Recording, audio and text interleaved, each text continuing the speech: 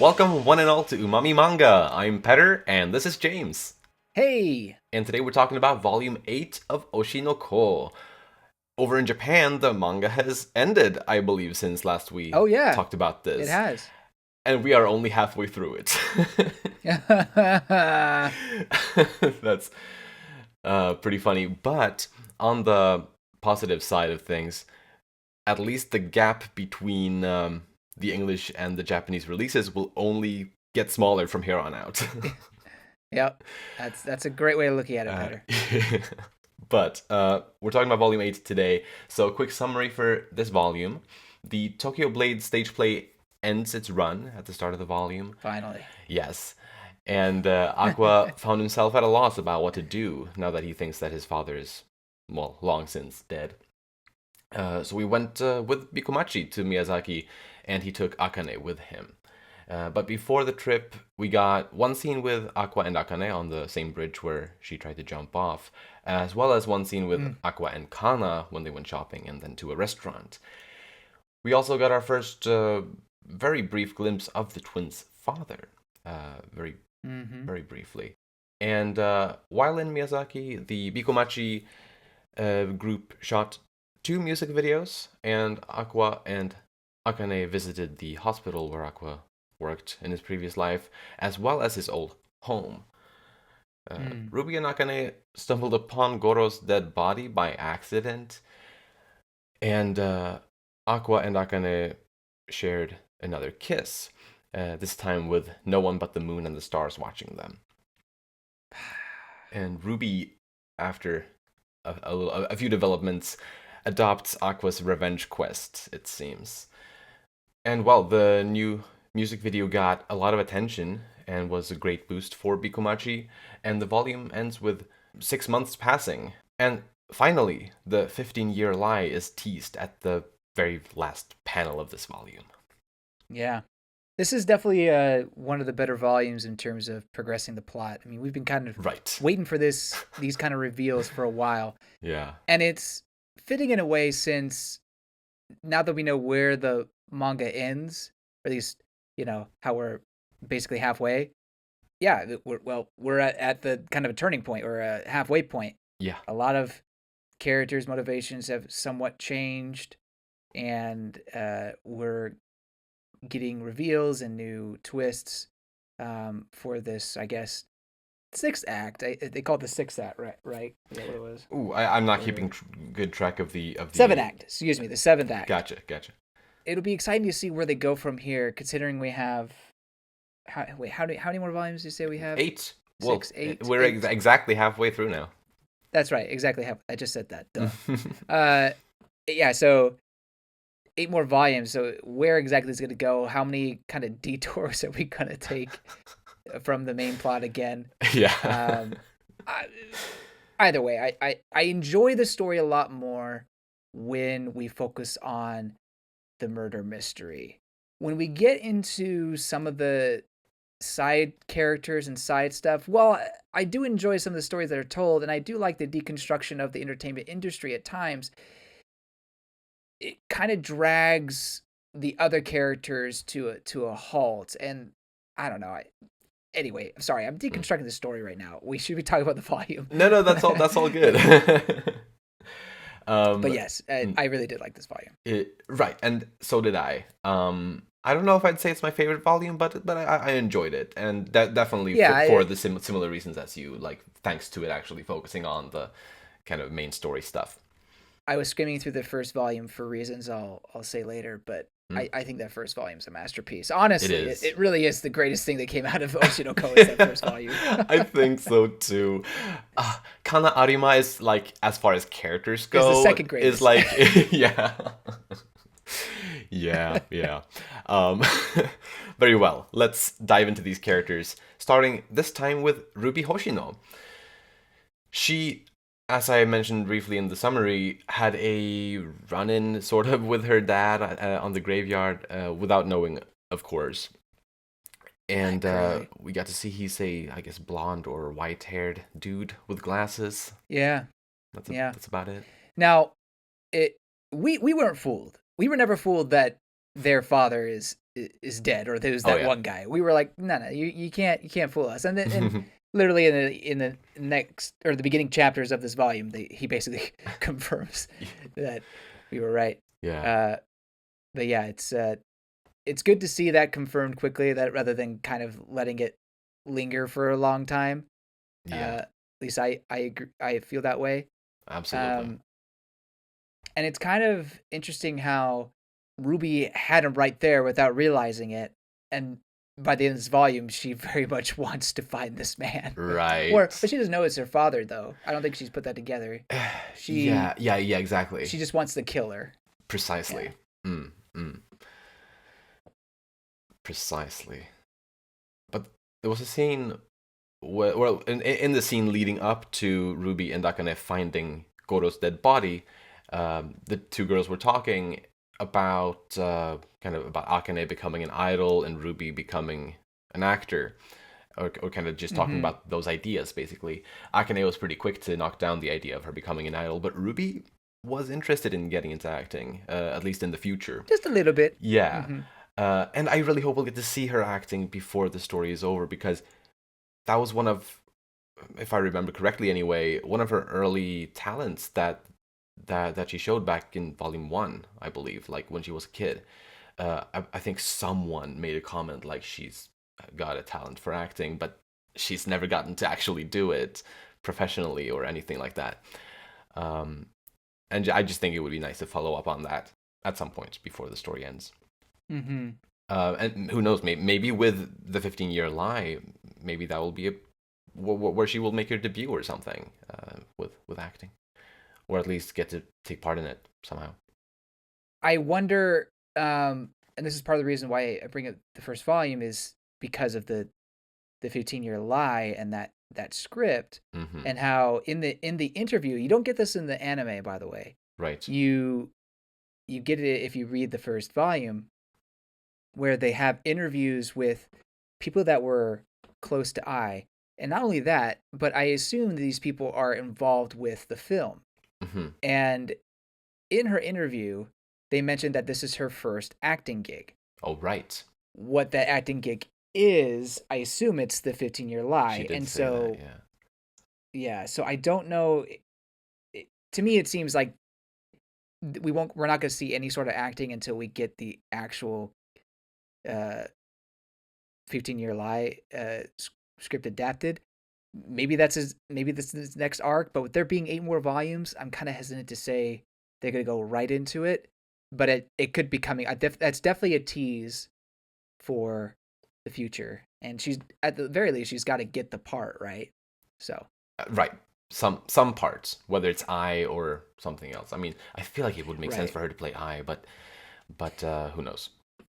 Obviously, I've got definitely have thoughts on that later. Right. Yeah, Akane is obviously like another contender for an I actors, but speaking of that conversation she was having with Akane, she brings up her, I guess, childhood and how Goro really was her first love. I mean, we're not talking about, brotherly love, or think of him as a brother or a parent.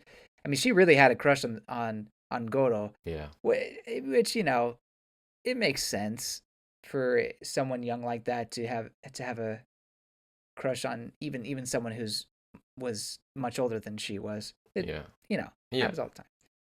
It's just interesting. I don't know that she's still willing to pursue that. It is. If Goro was still alive, he'd be like what? 40 something? I think he'd be about 50 years old. Yeah, maybe. Oh, you're right. He'd probably be 50s. Because he was in his 30s. We know he died in his 30s. Let's say he was 33. 33 plus 17 is 50. Because he's been dead for 17 years. All right, right. Yeah. So like I think he would have at least been 50 now. Yeah, good point. So she would be very willing to, I don't know, try to date a man that. The book was basically like age just number, man.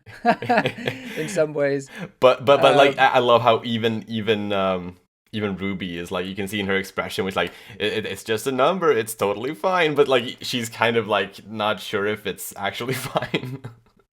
Right. Uh, Right. It's tiptoeing with this idea, um, but at the end of the day, it's kind of a moot point because Goro is obviously not alive, and well, at least not in the way in that age gap. The age gap's not the issue anymore. yes, it's not. Yeah, the issue is a totally It's different thing. now it's incest. Oh man. The problem has changed, but Oh. Ruby doesn't, at least may not understand that yet. May not. Yeah. Yeah. Unclear. It's a bit unclear. Yeah, you're right.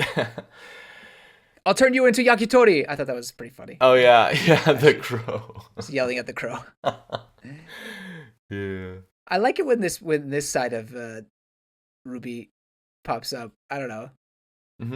It's just kind of a fun difference between the idol side. Yeah, she's a lot of fun. She's a really good character. I just, we haven't had too much focus on her so far in the story. And what I'm hoping for in the second half of it is that we will get a lot more focus on her to actually get to know her character a lot more and get to see these sides of her a lot more.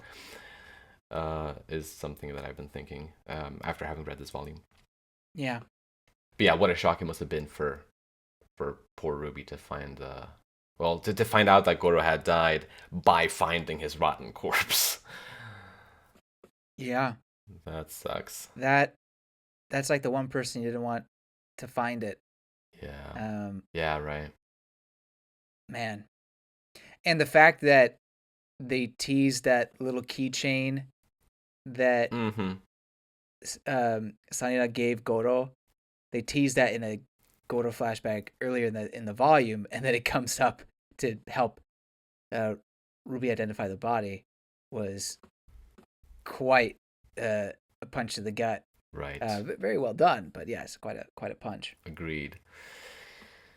So I guess what follows here for Ruby after having found out about this and whatnot, she gets to interact with this mysterious crow child character, and creepy crow child. Yeah, which is fascinating, I think. And she learns a couple of things from that character. Far from everything, but she learns some things nonetheless. Things that she definitely wouldn't be able to know if she hadn't interacted with this character, or whatever it is. Mm-hmm. I think through those conversations, she may be about to understand that Aqua is Goro reincarnated. Obviously, it's not for sure, but I think there were some things like the crow child pointed out, like Goro died the same day as that you two were born, and like little things like that. Yeah. She knows obviously that she was reincarnated, and so with that detail, I don't think it's too far of a leap for her to make the assumption that Goro reincarnated into Aqua. Mm-hmm. So, but yeah, it hasn't been confirmed that she's understood that, so we don't know for sure. But I think it's pretty likely that she either has or is about to figure that out. Yeah. And not only that, but she questions Akane why Aqua wants to get into showbiz, and Akane tells her vaguely why. And that could be a hint to Aqua that, or to Ruby. Sorry, I keep getting their names confused. Could be a hint to Ruby that Aqua is indeed someone reincarnated, or at least knows something about the truth of Ai's death. Mm-hmm. I mean, that's her wish at the shrine, is that Aqua finds the killer. Exactly. So, at the very least, she understands that Aqua has been playing this game for a long time. Right. And it wouldn't surprise me if she's already put together that it could be Goro. But yeah. Who knows? I don't know how else she would come to that conclusion. Right. I mean, at some point she may just ask him, and I think this could be, or that crow lady could be the seed that planted that thought in her head. Yeah. Because otherwise, it would be just so odd for her to be like, "Are you Goro, by the way? Like, just be real with me." Yeah. No. Right. It's got to come from the way that the crow child phrased that whole piece of information. Yeah. Yeah. For sure. And yeah, it is interesting how she obviously she wants to seek revenge now for their mother's killer, but also she Mm-hmm. wants Aqua to also be pursuing their mom's killer. Why didn't she wish it for herself though? Precisely Like, why that. didn't she? That's interesting. Mhm.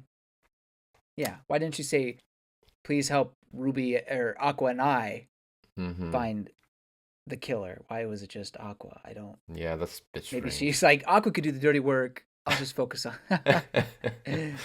Yeah, no. Or, I mean, here's a different take on it, kind of a dark one, is that she wants Aqua to find the killer, but she wants to be the one that kills him. Ah. I mean, if you like take the stuff that we get from her in this volume literally, like every little part, then I guess you could read it that way. Because she did say that she wanted to kill the murderer. Yeah, Um, and when she yeah, said that, both of her eyes lit up with the star, yeah. which Whoa. was pretty interesting and pretty cool. And it's also a, like I said, it's kind of feels like it's the halfway point of the story. What you have Aqua, the stars in his eyes, or the star in his eye is gone still, Hmm. and uh, Ruby gets both stars in her eyes. So Precisely. it's it's very poetic in that way, I guess. Right. But yeah, And it's like, and like they don't just light up in that moment. Like they remain yeah. both eyes with stars throughout the rest of the volume. Mm-hmm.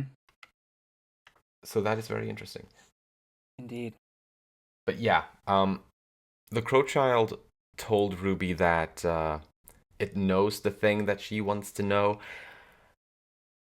and I guess you could take that, or you could interpret that in a few ways. Like that conversation did move on, basically immediately after that, and it was telling Ruby about well the things that we kind of talked about, and like maybe those were the things that Ruby wanted to know. But you could also view it as like, well, maybe it's actually the person that killed Goro slash the person who killed I, or at least being responsible for I's death. Maybe that's what or maybe that's what Ruby wants to know, but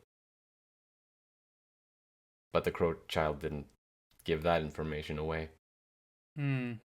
I mean, I think it's got to be who the killer was, right? Yeah, But for some reason, they don't go into specifics. So do they really know? Are they just being cryptic? Um, right.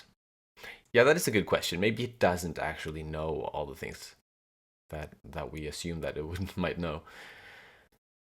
yeah, maybe Uh, it just has an idea. right. Or Or I mean, yeah, it knew one of them. precisely, and it described the other. So like, yeah.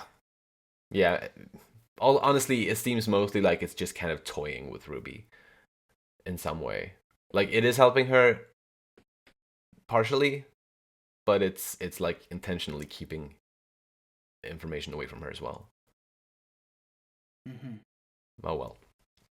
Uh, it's that like that. This is a very fascinating new thing I think to this volume, and I think the Crowchild's opening line I thought was especially interesting.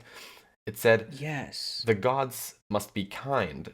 They took two souls who'd never really had mothers, and a mother who'd just given birth to soulless children, and brought them together.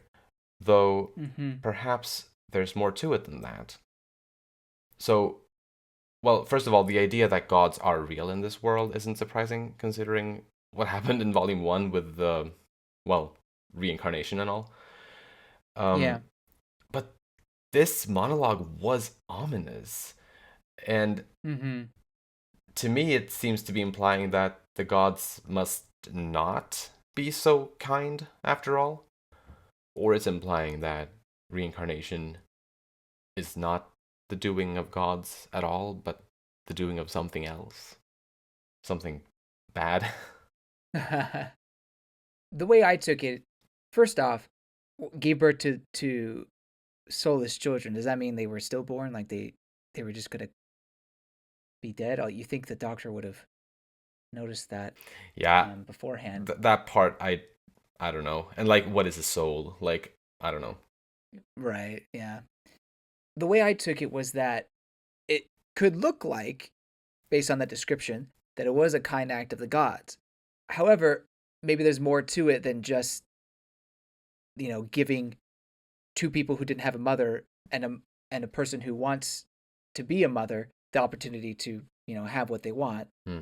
Rather, it's more so to get revenge. Ah. I appreciate that we're getting this more mythological side of the story where we had kind of, or at least I had kind of put to rest any sort of hopes that we would get an explanation for the reincarnation happening. Right. Now, I'm Same. not saying they're going to come out and say, oh, it was Amaterasu that decided to reincarnate you guys or have you guys be reborn so that you can, you know, get your revenge Mm-hmm. or, get do justice to the terrible father. Um, I don't expect that to happen. But I do think that there might be a little more um, mythicality that will occur behind the scenes. Mm-hmm. Yeah, no, no. I like after this volume, I'm totally with you on that. Before this volume, I was completely like I'd given up hope that the story would ever focus on the fact that it was like that reincarnation had occurred. Like it seemed to be drifting farther and farther away from that, and I was starting to wonder Mm-hmm. like what was even the point with reincarnation in this story. Right. But after this volume, I do have some more hope. Yeah. Yeah. And so I think that in the end, I personally think it has to deal with almost karma in a way. Oh yeah. Really, the father getting what's owed to him. Mm-hmm. I like that. Yeah. So I feel like that, it, kind of circling back to what she meant by that phrase, there's more to it than that. Yeah. I think that's what could be being implied here. That's a very nice speculation. Nice, nice. But anything else on Ruby or the Crow Child? More so about what the creepy crow child mentioned. Mm-hmm. Uh, what she said to Ruby. She mentions two suspicious men at the crime scene, Yeah. and not only that, it was the nurse assistant from the first chapter, at least based on the panel that I saw, was the one who I supposedly reported that there was two suspicious people outside the building. Oh, I missed that. Hmm. Um, yeah, or at least she looks exactly like um, that nurse assistant. I I see. don't know if she had a name or not. That's cool. So I think that could be a character of interest in the future, um, Mm. potentially, depending on where she's gone on to. But they met to the two suspicious men, the crime scene, a college kid and a middle schooler. Going back to volume one, you find out after the guy killed himself after killing I, he was a 22-year-old. So clearly he must have been a middle schooler at the time of Goro's death. So it's obviously the college age guy No, wait. If he was that 22, he was would be the father. 18. I was 20. Yeah, and she was 16 when she gave birth. Yeah, so 4 years. Oh, I guess it would be 18. But then so then the father's a middle schooler at the time. It's I like don't know. Like he's the same age as I. this That doesn't make any this sense. whole thing confused me as well. But if he was 22 when he committed suicide, like the guy who stabbed I, then yeah, he Mm-hmm. was 18, which is much more likely to be the college student than the middle schooler, right? That's true. Which means that the father was in middle school at the time. Oh, you're right. I don't know why I didn't put that together. I guess it's 22. Oh, that makes It's sense. just But you're because it right. seems so weird, I think. Yeah. But yeah, I think that seems to be what it's pointing at. What the freak? Yeah. A freaking middle schooler? I guess he could still be a 16-year-old and a middle schooler, but particularly it's different than in America. But with Japan, you could, oh, gosh, it's like I think it's still a third year of middle school, but it would be the first year of high school in America. I see. What do you would At least in most places. around what, like, Not all places. from what age to what age would you say Japanese middle school is roughly? You start, I believe you start either 15 or 16 high school, Right. and you graduate around 17 or 18, I believe. But it's at middle school. I know. So I don't know. So he would be younger than that. Doesn't make any sense. I know, it's weird. It's really weird. I'm so confused. Because it's only 3 years of high school. Yeah, exactly. So you're going into high school around 15 or 16 years old. I guess you could have someone at the final year of middle school, be a 16-year-old. Yeah. I mean, either way, the guy who killed Goro, based on the height, had to have been whichever it is, had to have been the college-age student, because he was big enough to not tower, but just to be the same height as Goro and stab him and everything like that, at least based on chapter 1. Some 16-year-olds are big. True, that's fair, but like that big, I don't know, man. I don't know. Like, I guess you could be a full-grown adult. I don't think I've grown much since I was 16. Have I grown much since a I bit. was 16? That's a good question. A bit, probably, maybe. But honestly, I've definitely changed since I was 16. Right. I had a few more changes to go through. But yeah, that's fair. But still, I don't know. It seems just really odd to me. I guess technically we don't know for I guess the Black Crow lady basically confirmed that the one who killed Ai was the same one who killed Goro. I think Goro was the one who said that guy was the one who killed me. Oh, like he knew it. Oh, did he? Oh. Yeah, I think in chapter 1 when he's piecing together that it was the father that killed them. Gotcha. But still, this whole time he's been going after people at a certain age, like older. Yeah. So and it turns out, like, if this is true, then their father is, like, he cannot be older than I. No. In fact, he may even be 1 or 2 years younger. He could be younger. I'm wondering if this is a translation issue. That's a fair point. I'm not going to assume that, but because if you change the middle schooler to high schooler, then it could be the 22-year-old easily. Yeah, I don't know, man. That's weird. Okay. It's that's kind of difficult because it was hard for me to completely understand what she said there. Yeah, same. And I thought I had figured it out, but you're right. If he's 22, 4 years he'd be 18. 4 years ago. Yep. So that's clearly not middle school age, unless he looked kind of young for a high schooler. I'm just saying. Is there any way that Akasaka would put in the mistake of the person who saw them? Like the flaws of the witness. Oh, that just seems so far-fetched to include like, there. I don't think, know. like, not from that character, like from that crow child. Right. I don't think that they would give whom I don't know why I guess we shouldn't necessarily trust the words of this character like too much, but well, I'll throw this out there real quick. Do you think the crow child is a spectral being, some supernatural being, or do you think it's an actual person? I think it's somehow supernatural. So they're not real? I think like no one else would have been able to see her? I think that is I don't have an answer to that. I think though that in some way that character is has a connection to something supernatural. Yeah, no, I think there's no doubt that's the case. I mean, it just has to be. But I think it's a real person. I personally think it's a real person. But it's someone that, lack of a better word, could be possessed by some sort of supernatural, maybe not being, but yeah. Right. Well, actually, I did something. I did have a slight thought that I didn't note down about maybe this character also having having memories of a previous life, like also having reincarnation memories Oh, you're stealing my of some kind. thunder. Oh, I'm sorry. But I guess the idea of it being like an avatar for some Shinto god or something like that, or maybe not even a god, maybe a demon like a yokai or something like possessing this body.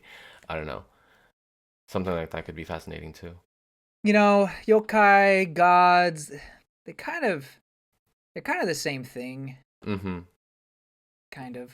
So, I don't know. I'm not I will admit I'm not an expert in Japanese mythology, but it wouldn't surprise me. Uh-huh. It could be the crow god for all we know.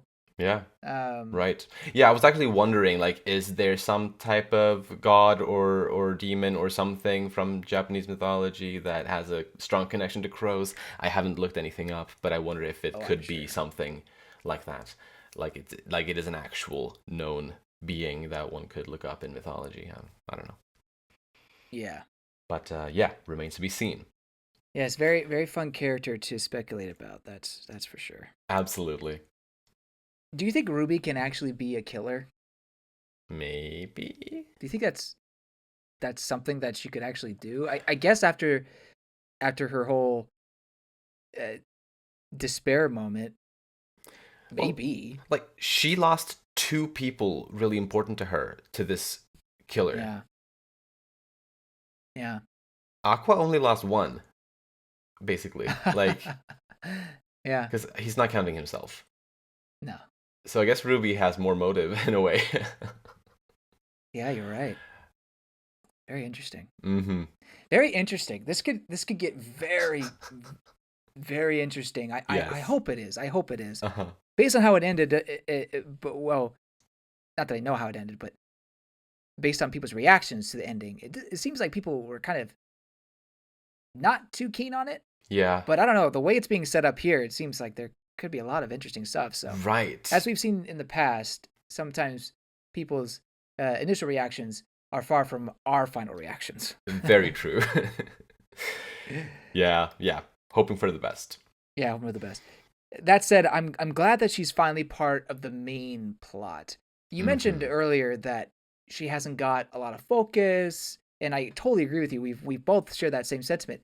But now with this volume, it feels like she's finally aligned with what's really been the main plot the whole time is getting the revenge, finding the father, Yeah. or I guess in Ruby's case, finding the killer.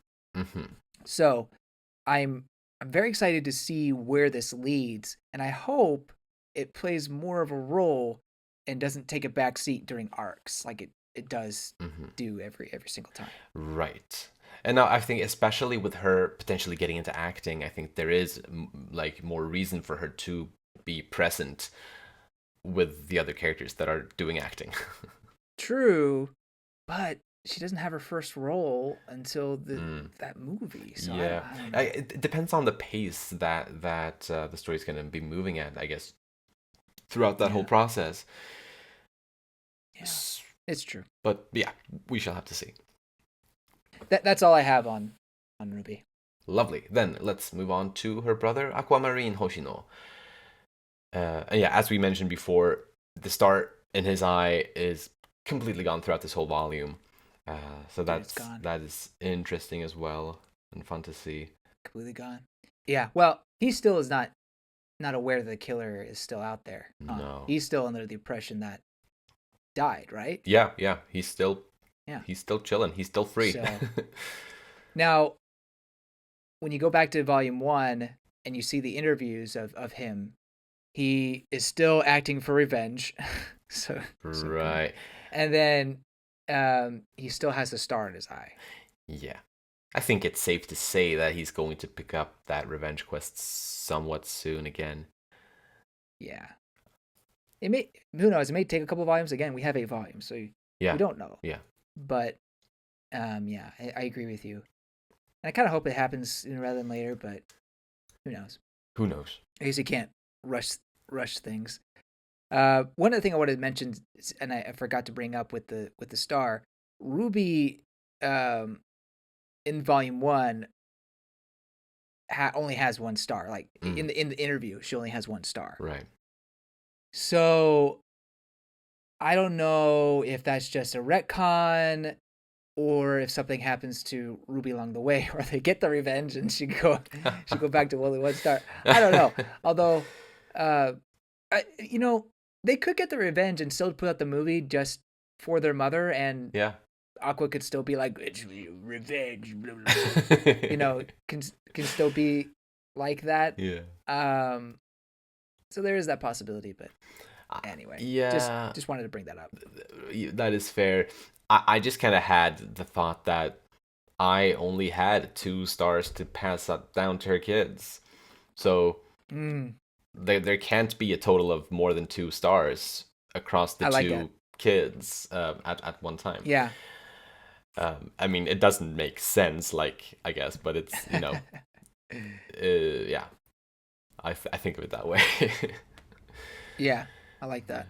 But I thought it was nice of Aqua to invite Akane to come along on the trip, since, well, she was saying that she'd never gone on any trips like that with friends before, and I thought it was nice of him to reach out that hand to her.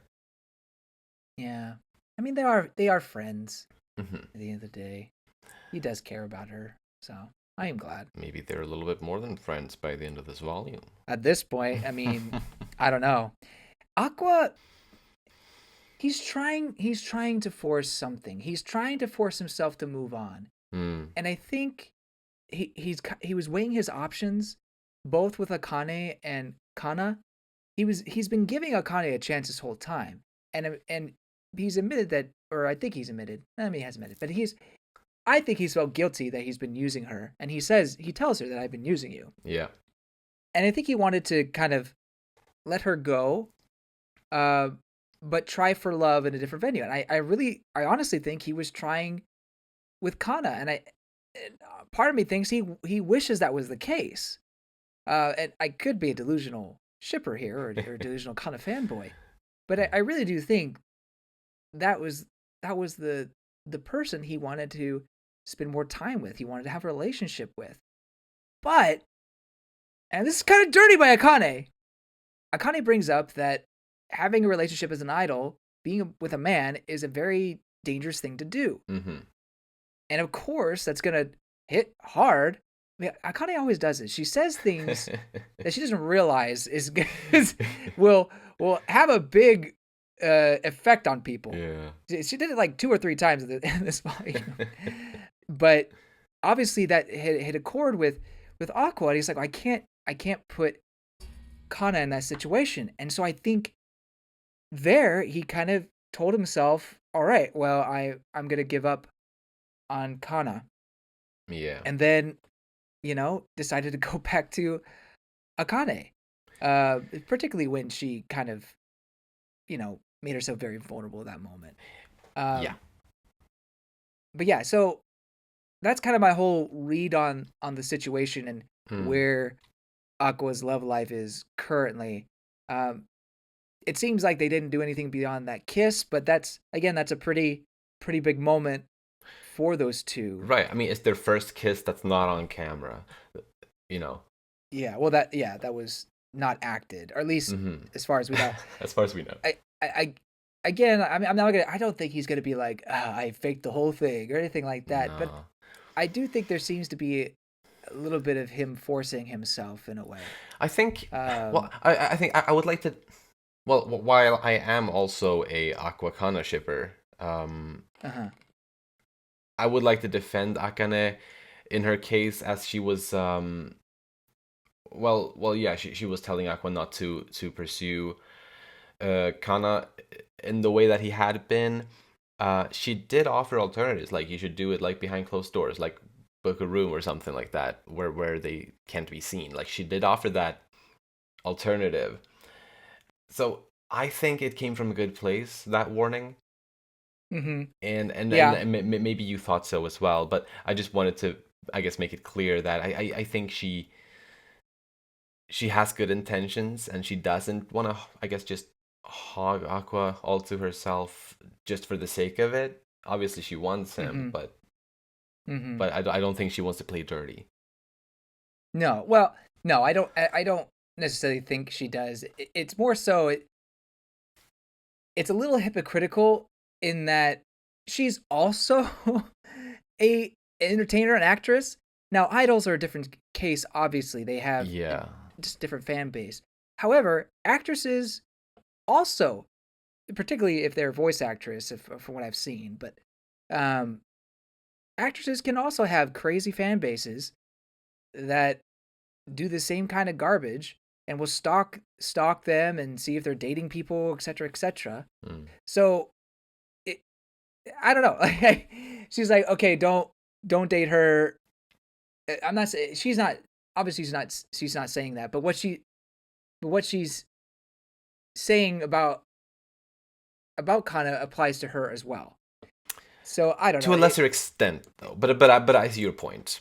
So there is a bit of hypocrisy in all this. It's just kind of the curse of being in the entertainment industry, and I guess dating within the entertainment industry as well. But how is she supposed to know that that particular piece of advice would gatekeep, basically, Kana away from Aqua because of how Aqua feels about the whole situation? Yeah, You know? right. That being said, the fact that he didn't want to put Kana in danger, but he's okay with putting Akane in danger, then there you go. Like, you know, no, he's very much willing to protect Akane, Yeah. but for some reason won't do the same thing to Kana. I don't get it. I don't understand. Well, I think it is still like a pretty big difference, like comparing idol work to actor work, right? Like in terms of what is expected of you from the fans. Yeah. I'd say while sure it's on the same scale, I think idols are far ahead on the scale or whatever you want to say. So I guess it still makes sense, I think, with that in mind.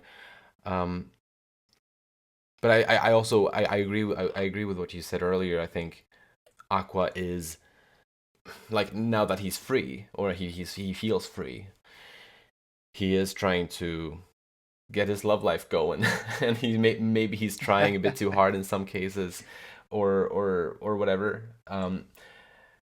I thought at the start of that scene though, like the scene that ended up with them kissing, earlier on in there, he really seemed to be trying to push Akane away by explaining, you know, how he had been using her all this time and all like that. I kind of read that as him trying to push her away, in some way, and Akane tried her best to end it as well by walking away or whatnot. But she obviously couldn't bring herself to do that, and I don't know, like the fact that Aqua then, well, he takes the initiative and he kisses her, proclaiming that, you know, this time he wants to be the one to protect her.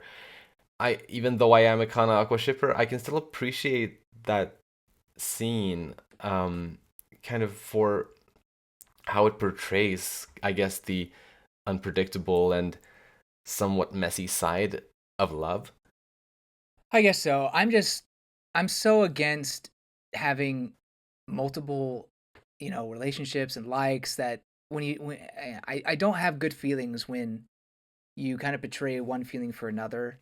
That's why people love these shows though, because they love the drama, they love the, I guess, the uncertainty.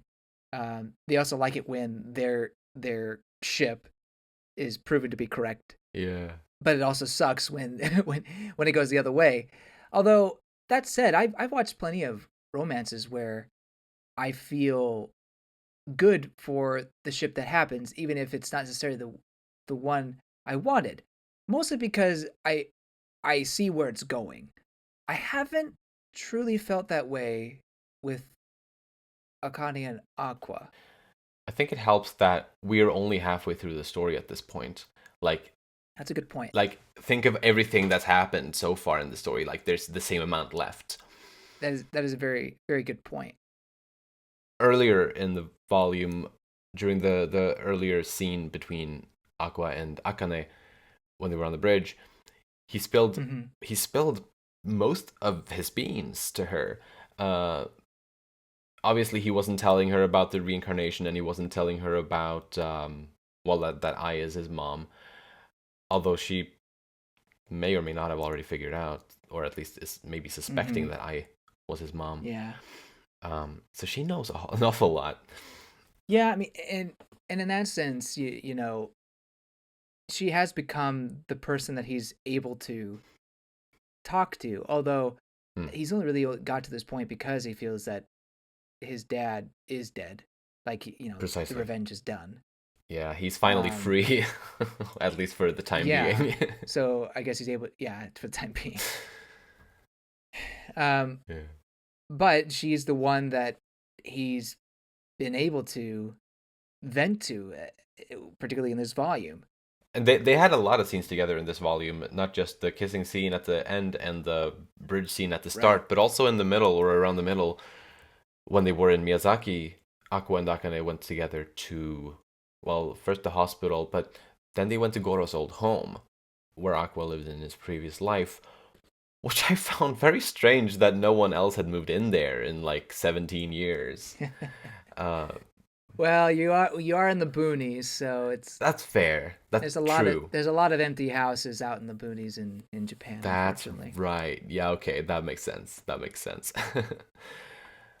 But we learned about well, some things about Goro Amamiya here, which I thought was nice to get. Like we learned that he was raised by his grandparents, that his mother died when she gave birth to him, and that his father was unknown, and Hmm. that he lived with guilt since his mom had died giving birth to him, and he became an obstetrician because his grandmother expected him to. Um, so I don't Yeah, know. It's just fascinating to get to know that character a little bit more because it is Aqua. right. We're getting to know him in ways that we hadn't at all before. I mean, I didn't really expect us to learn much about Goro's past, but it is interesting to get this side of him and how he's always wanted this motherly love. And I'm not. We don't know much about the grandma, but I'm sure she was a fine caretaker. But it's different when you knew your mom passed away, and um, you know, and I'm sure Goto's always kind of desired that motherly love. So it was nice that he was able to get that in some way. Yeah. I wonder what Aqua wished for at the shrine. I think we got everyone else's thoughts except his. So unless his was the same thoughts as Kana, but I don't think so. Or yeah, yeah. You're right. I think that's the only one that could have been. But at this point, he may not have anything because he's kind of lost, doesn't know what his motivation is. Oh yeah. You know, yeah, he's trying out love, um, you know, trying to relax, I guess, this place, but maybe he's just so lost without a purpose that he just doesn't have a wish currently. So maybe Yeah. that could be something. I'm not sure. I think that makes a lot of sense considering the volume started by establishing that he doesn't have any goals right now. Yeah, I mean, I thought he was a downer before, but jeez, Yeah. like, dude, maybe this is good for your edginess. Yes. I think that's really all I want to talk about here. Great. Then let's talk next about Akane Kurokawa. She said that she knew all along that Aqua kept her around so that he could use her for something early on in the Hmm. volume. Not necessarily surprising to learn about that, seeing as she is very perceptive and she is a people person, I guess. Hmm. But yeah, it was still interesting to know that she knew about that all along Yeah, somehow, or she had figured it out. And she seems to love Aqua all the same. although it was interesting in that same chapter, I believe, where she stated she always knew uh he was just keeping her for usefulness. She's not even sure if she wants something romantic, Right. but I guess she chalks it up to I'm just new to all this romance stuff. Yeah. Yeah, that was interesting too. But I think that she definitely has feelings for him. Yes. Mm. It's been clear since he saved her. Uh-huh. But after Aqua told Akane about his situation, he spilled Hmm. all of his beans, more or less. She left because she had noticed a loophole in Aqua's story. She repeated the words DNA, half brother, married, murder suicide, and scumbag as if though those terms or words were especially crucial in her having figured something out. But she has basically understood something that Aqua somehow missed, possibly because Mm-hmm. he just wants the whole thing to be over with so that he can be free. She calls it such a simple loophole, I know. but personally, I don't see it. I don't see any simple loophole here. Um, I think obviously in the previous volume we talked about the fact that Aqua's dad is likely not actually dead, but that was only because it wouldn't make sense narratively, like for the story. There wasn't any actual loopholes like in universe that I saw, and I still can't find any. Can you? I think we thought of a loophole Oh, did in our we? previous discussion. Oh, that slipped my mind in that case.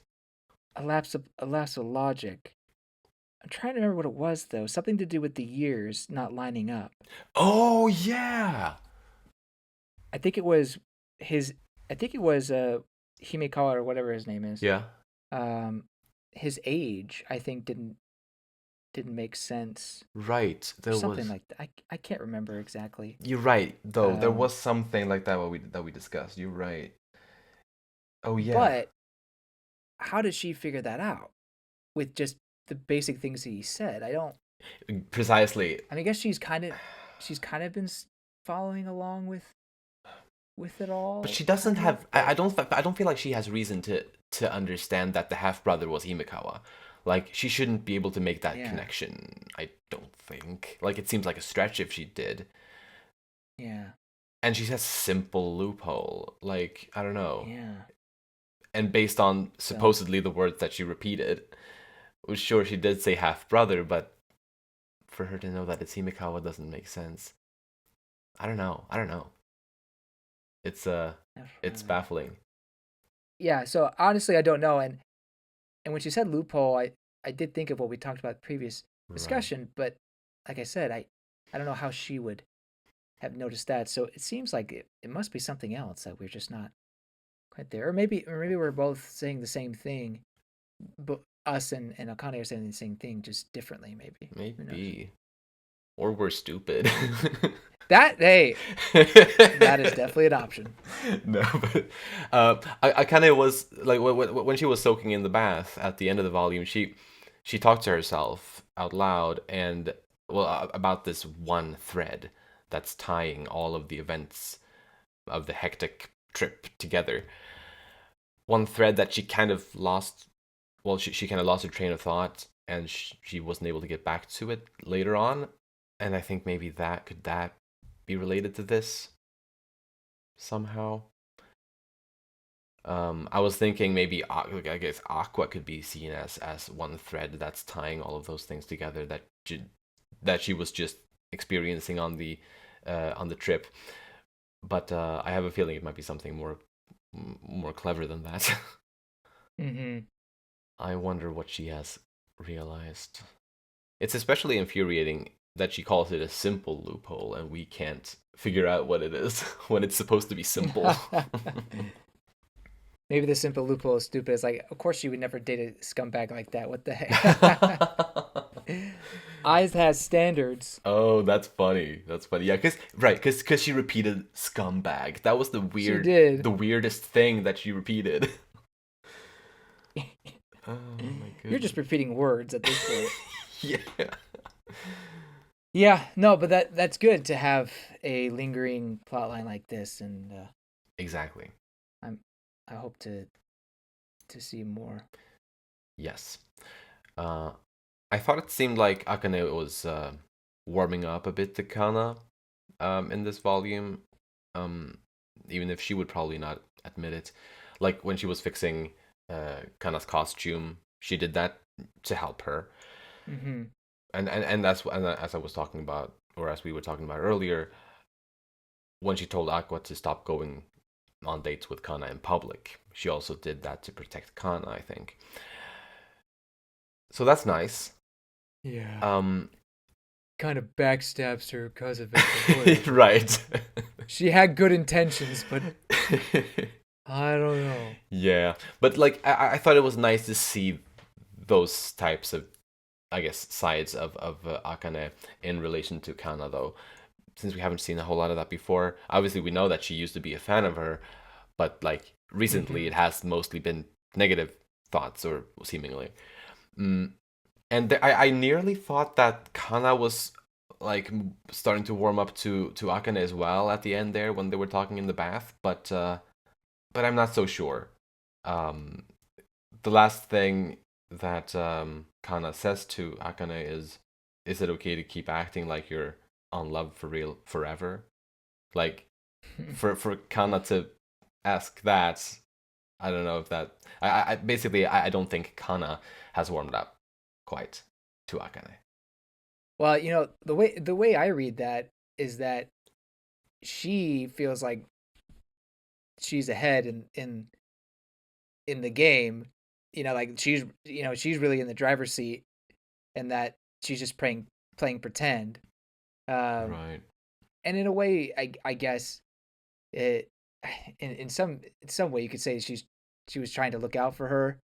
Although I think she's a bit spiteful as well. Right.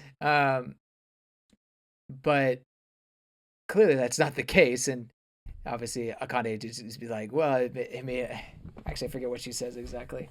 It isn't about love for real anymore. Yeah, yeah. But obviously, Akane is a bit unsure about like where exactly does she stand with Aqua right now. Well, yeah, true. I mean, I guess I don't know what happened after the kiss. I guess they just like, okay, bye, just like walked away. Right. You feel like you'd have some sort of conversation, handling, or something after that. Yeah, I don't know. But I guess not. Um, but I mean, she's farther along than Kana is. Absolutely, she is. If there's any other character you want to talk about, take it away. Yeah, Kana. I love the date that she kind of went on with Aqua. Yeah. It's more impressive that Aqua had everything planned. I mean, it's so frustrating because look, if he's gonna focus on Akane, don't lead Kana on like that. I mean, this is totally leading someone on, planning everything out like that. I guess yes, he's being a good host in a way, but I don't know. That's the kind of stuff you do to someone that you're interested in. Definitely. This was, to be fair, though, also before Akane had the talk with him. True, and I've already said that he was, I believe I've established that I think he was at the time more interested in Kana and wanted to try and have a relationship with her. I do think that. I think but so after too. Akane said what she said. Yeah. About idol fans and whatnot. Yeah. I think that changed his mindset. Plus, he seemed intent on breaking up with Akane. Yeah, he did. He did. And I don't, to any Akane fans listening, you probably muted me at this point, but I don't think that's because he hasn't been interested in Akane. I think part of it is indeed that he's been using her and felt like it was best just to part ways maybe at the time.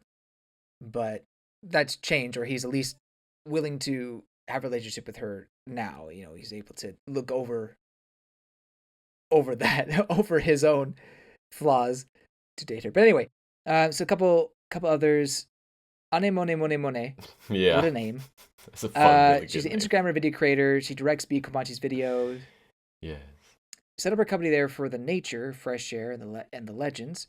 So we get the goddess of entertainment, or at least the area. The Ame no Uzume no Mikoto. I was looking at that. It's the goddess of dawn, mirth, meditation, reveille, and the arts in the Shinto religion of Japan.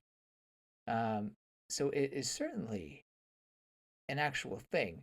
So cool. I'm going to read up on this, just for light reading on Wikipedia. Awesome. And yeah, just see what's there and see if there's anything to garner from that. Awesome. Particularly look for crows to see if there's any references to crows at all. Good. I will expect a full report by the next volume discussion. Thank you. No references. But yeah, so Anemone Monemone, I like her vision as a director. I'm excited to see what kind of video comes out. Real quick, I've seen only a couple episodes of season 2, just like the first 2. But I've been waiting for this discussion to actually watch the whole thing. Right, yeah, because I believe they're basically at the same place now. I assume, yeah. I think, yeah. And I did recently see a music video, like an animated music video of Bikomachi. Oh. And I wonder if it's the one that was directed. Either way, they did a really good job with this music video. Nice. So the fact that we have a 6 months time skip, I'm kind of expecting that we won't see it in the manga. Right. So it's nice that we have the anime to show us what it could have looked like. Awesome. I mean, yeah, and the anime medium obviously is a much better way to deliver such a thing. Yeah. Obviously, because they can give us the music and the motions and everything. Yeah. That sounds really cool. Yeah. So, I'm not sure if we'll see this character again, but I appreciate her vision and her ability to use the talents before her. And I appreciate her name. Yeah, it's a fun name. Then Mem-cho, for a person who's on the cover of it, I mean, she just really doesn't have a whole lot. No. Of course she can work after 10 p.m. Of course she can. That was pretty funny. Was a very funny gag. There's just a lot of panels of her just being this caricature or this little cute figure instead of, when everyone else is normal, she's just like this cute little horned blob or something like that. Yeah. It's kind of what she is now. Really nice. And she continues to be torn between who she should root for in the shipping wars between Kana and Akane. So that's a struggle for her, I guess. Yeah. It's tough. Yeah. Anemone says that Mem-cho just kind of hangs back, doesn't have much of a personality, which is interesting for a YouTuber, streamer. Right. You kind of have to have a personality in order to have a pretty good following. Right. But I guess in this environment, she kind of knows her place, and you need background characters. I mean, fair. in an idol group, I mean, someone's gonna have a favorite, right? You're gonna be someone's favorite, but yes, you're gonna have your mains, your standouts, and I guess Mem-cho is just not that character for whatever reason. But I'm still asking for something from her. Like I know I complained earlier about not having the main arc sometimes, or the main story plot, having that be to the side. But when it comes to these characters that we've been with for a while now, particularly Bikomachi, I want them to have relevancy. I want them to have meaning. Yeah. And to show more of them, instead of just bringing on new characters, having a little bit about them, and then dropping them. For sure. Absolutely. And Mem-cho is, she's never had neither particularly much focus, nor, I guess, the potential for it. Because it's different if you look at Ruby. She also hasn't had a lot of focus, but she's had potential, I guess. Yeah. And there's been an expectation for Ruby to get more focus and whatnot further down the line. But we don't necessarily have those same expectations for Mem-cho, even though I would love for it to happen. It doesn't seem as natural necessarily. Mm-hmm. But I would love to see it. Yeah, I agree. Then, well, let's dig into our predictions for this volume, or for the next volume, or the future of the series as a whole. I think that somehow in the next volume, Aqua will pick his revenge quest back up, and I think Ruby will be responsible for getting him back on that track, in one way or another. I had the thought that Ruby, she could just straight up talk to him directly about it, Mm-hmm. or she would do something to influence him to get him back on that track without him really understanding that Ruby is also after that same revenge. Um, like I guess whether she does it like by influencing him in secret, or if she does it up front and they talk about it. I guess regardless of the method, what if Ruby was the one who wrote the draft for the 15-year lie, and that she did it in order for Ice Murder to, I guess, gain more attention and for new revelations to come from that somehow. And so, like, maybe she has some clever idea that I can't think of right now, but like something like that was a thought I had, and I think that could be interesting. Mm. Or like maybe she didn't write it personally, but maybe she got the idea too. I guess for the project, because I've been thinking who would, I guess, spearhead such a project other than Mm-hmm. the twins. Yeah. And I think it would be fun if it was Ruby specifically. That wrote the script. That either wrote it or at the very least, like, sparked the idea of the project as a whole. So yeah. So like you said, it was established that someone obviously wrote a brilliant scriptwriter took the original idea and wrote it, right? That's right. That was in volume 1. Yeah.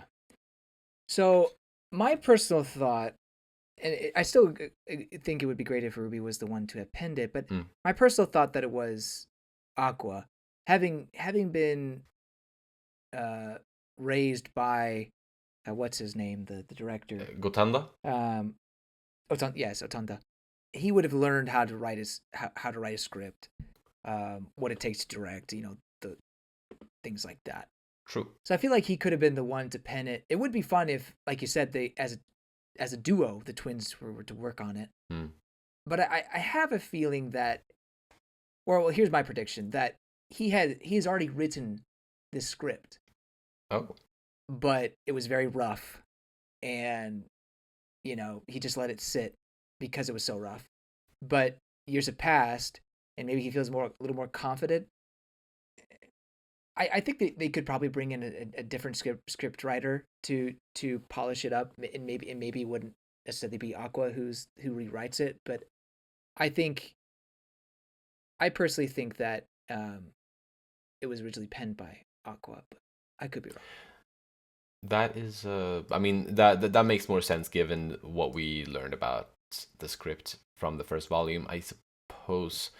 But to be fair, he doesn't say exactly who wrote the original draft or anything. True, but still, someone, I guess, with some level of script writing talent, right? And we don't have reason, I guess, to think that would be Ruby. I think, though, it might, like, given the description, I think it might make even more sense for it to be someone actually established as a writer. Yep. I think regardless, the twins are behind the project somehow. Like, even if they didn't write the script, they had someone write the script. Yeah. I'm somewhat confident in this prediction that it was written by one of the twins in some way, probably Aqua, but it was written originally, but was rough, and then some brilliant scriptwriter took it over and improved upon it. That's fair. Is there anything specific that makes you think that it would have already been written? Yeah, so Gotanda says, well, the question by the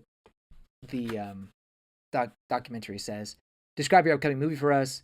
He says, it's based on a script that fell through 15 years ago. I brought it back myself. A brilliant scriptwriter has polished it into a story with universal appeal. Blah, blah, blah, blah, blah, blah.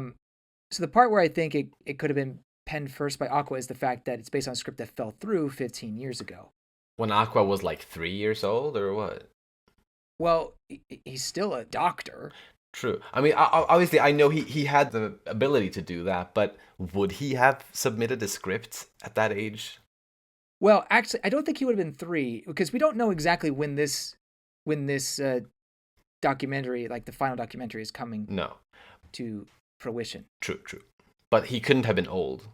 No. Like, he looks about the same. Yeah, good. flashing to his scenes. I mean, he could be 18. Minus 15 is 3. Oh, good point. But that was an interesting detail, though, that I had forgotten about, that there was a script 15 years ago. Yeah. I don't feel so certain that it would have been written by the twins, to be fair, but it's interesting nonetheless. I mean, who else would have been written by? I guess a super fan. She had many fans. Who figured out the 15-year lie? Maybe the original script didn't have that title. Well, I don't think it would have had the title originally, to be fair. Right. Because I think 15 years ago is when it was originally written. Right. And I think they took that into consideration once they, had this screenwriter do it. Precisely. So I still think I still think it was really originally written by the twins, particularly Aqua's. Not to say Ruby can't be. I just, for some reason, I just feel like he would be the person to understand a movie script, especially since Ruby hasn't acted before. No, for sure. No, I do agree with that. If it is one of them who wrote it, I guess in the past, then it would have been him. Yeah. But yeah, that's interesting. How old was he when he was taken in by Gotanda? And so I guess when I died again? He was 4 years old then. I could see him around that time. Like, he probably just put all his thoughts into paper, but it was just such a rough script at the time that they couldn't go with it. Or maybe they were just waiting. Although now that we talk about it, Gotanda or Aqua only found out recently that Gotanda had an inkling that I was his real mother. Oh yeah. So why would he have the script 15 years ago? Yeah, and know the truth. That's a good point. You were almost getting me over on your side about that until you mentioned that. But maybe it's far more in the future. This interview is far more in the future than we realize. Right. I mean, sure, certainly could be, because I mean, I guess they could still pass for 25-year-olds. Yeah. Like, so. I mean, it's kind of somewhat shocking that what's her name is Ruby's still doing idol stuff at that age. I mean, when did they graduate out of that? That's a good question, but I mean, look at Mem-cho. She's 24, right? Although she's just barely over 18. Yup. Well, anyway, this has been a fun discussion, or that part. I'm glad that we had a lot of stuff to talk about there. For sure. That's one of the most exciting things for me. Yeah. I'll share my last prediction. Sure. And it's a really wacky thought that came to mind while I was reading the volume earlier today. And I don't necessarily, or maybe I don't at all believe in it, but I'll share it nonetheless, just in case. Uh-huh. So my thought was basically that what if the identity of Aqua's and Ruby's father and the identity of Goro's father, as well as the identity of Sarina's father, are all the same. Whoa. Like, if it's all the same man. Oh, the guy's like what? Like he would be like I think he would be at least 70. Jeez. I got that thought when they were talking about the two children who hadn't had mothers. Mm-hmm. And to be fair, neither of them had a father either. Like, or at least, well, Goro didn't have either. And Sarina's parents were both, so, like, they didn't want to come visit her at the hospital. Cut up at work. Like, yeah. So they were crazy. Two parents that seemed to have been very absent.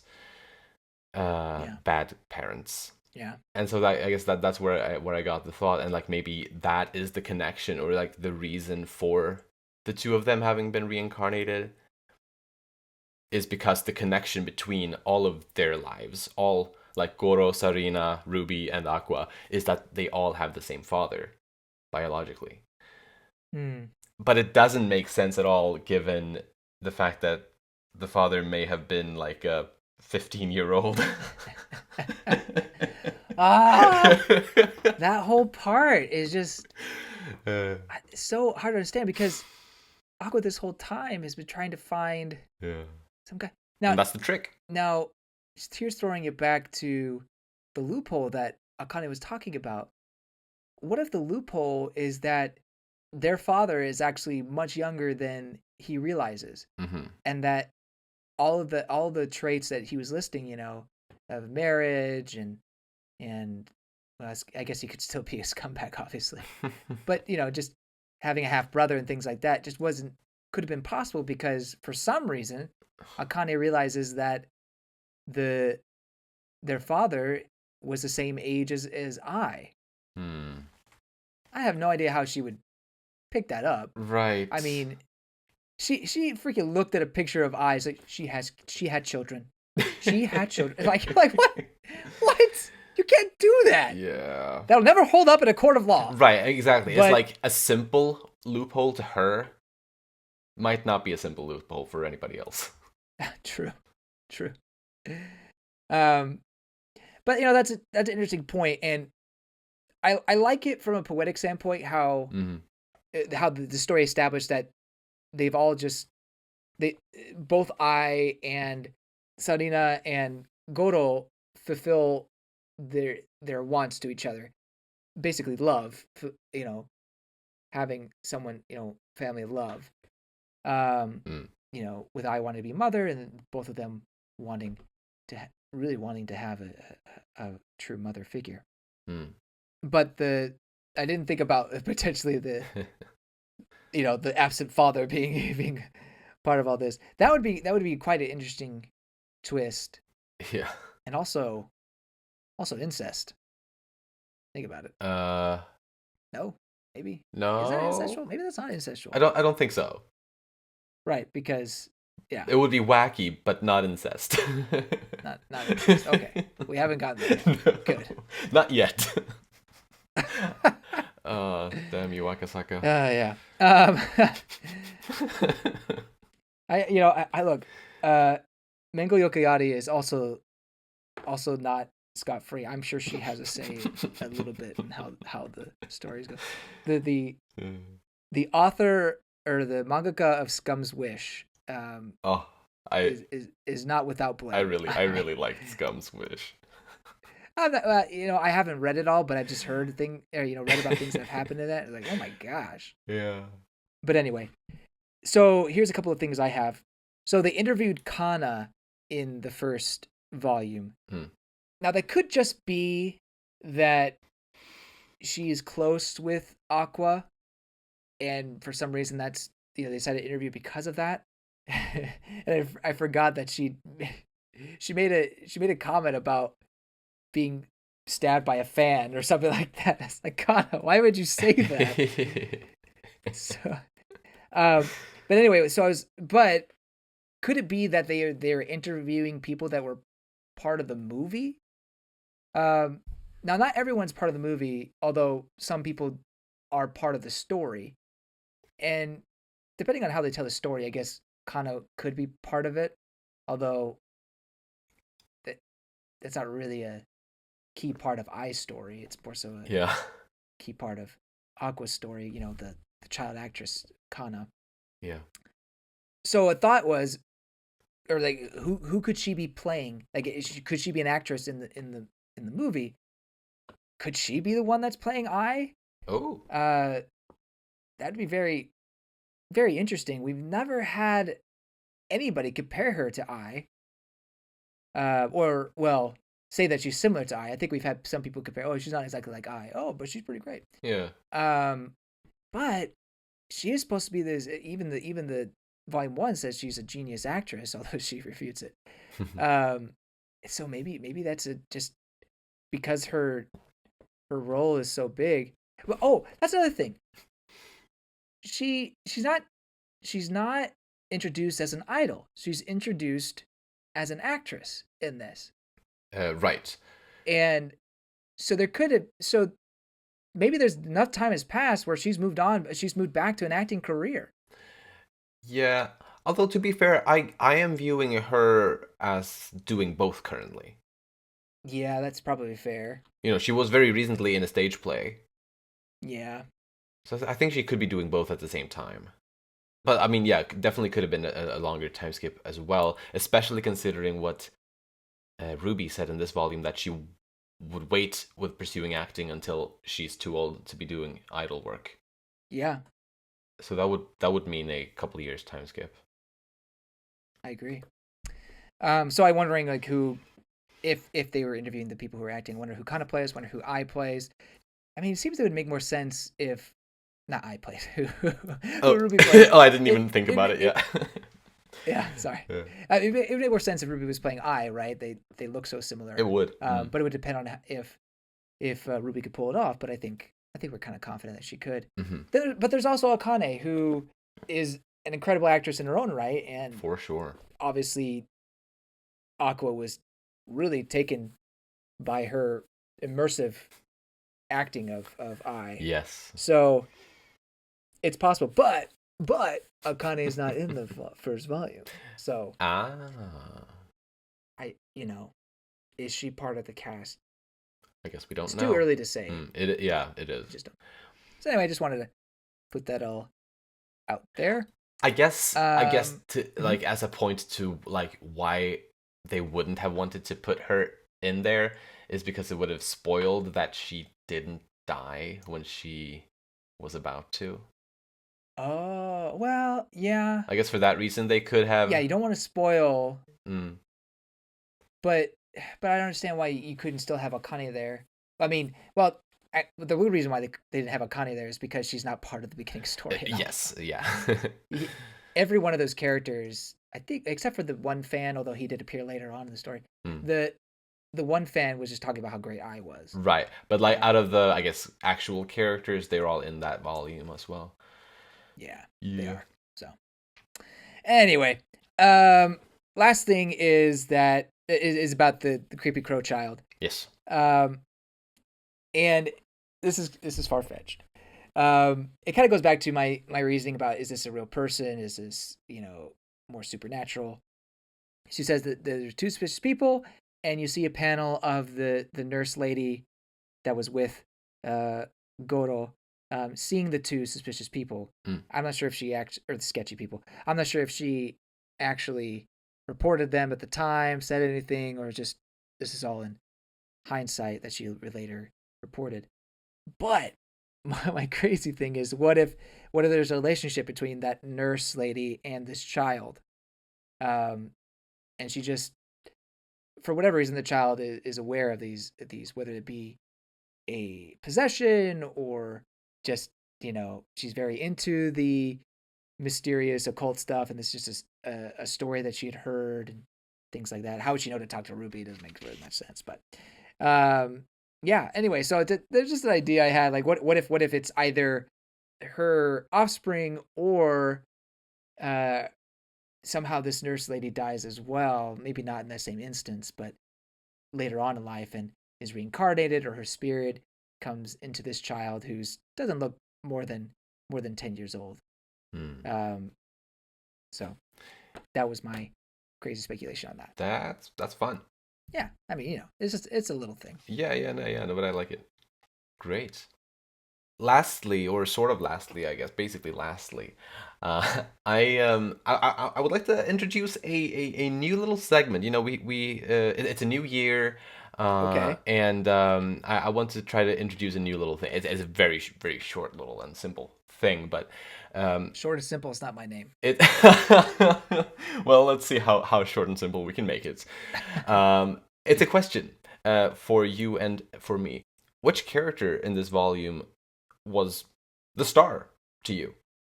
We kind of did this with Titan Tea Time. I think we had an MVP for each chapter that we talked about. We may have done that. At the very least, we did it when we revisited all the arcs. I know we did it for sure. But we may have done it on the chapter discussions too. But I had the idea to start doing it for these volume discussions as well, because it's short and it's neat, I think. Yeah. So you go first. Which character was the best one of this volume for you? How about you go first, because I need to think. All right. Well, I almost picked Akane, actually. Because I thought she posed so many interesting questions, and she added so much interesting kind of mystery to it with me not understanding her, I guess. But I ultimately chose Ruby because largely for the reason that I now see a much greater potential for her to become more interesting and hopefully um, for her to be more present in the main plot from here on out. I got really hyped from her development in this volume, so it's Ruby for me. Yeah. Akane would have been a good choice as well. I had the most on Aqua, but I think the MVP is Ruby. I agree with you. Nice. Particularly based on the changes that have occurred and how she seems to be coming right back into, or not right back. She's coming into the main plot instead of just being a bystander this whole time. So very excited to see where she goes from there. And it's not just big potential; it's what happened and how she processed it and everything. So absolutely, definitely Ruby for me. Nice. But in reality, it's Kana. Kana's always the MVP. So, of the series as a whole, yes. Or maybe the MCP, most cute player. Nice. I don't know. Yes. I'll stop it. Oh yeah. Stop being cringe. She's adorable, but it's okay. We embrace cringe here at Umami Manga. Well, I think on that note, we're closing off the episode. Yeah, sounds good. Great. So, if you enjoy our podcast, please share it with your friends. You'll find links to our social media in the description, and you can support us by rating our show on the podcast platforms and subscribing to our channel, Umami Manga, on YouTube. Thank you so much for listening, and we'll see you next time when we'll talk about Volume 9. Bye-bye! See you later!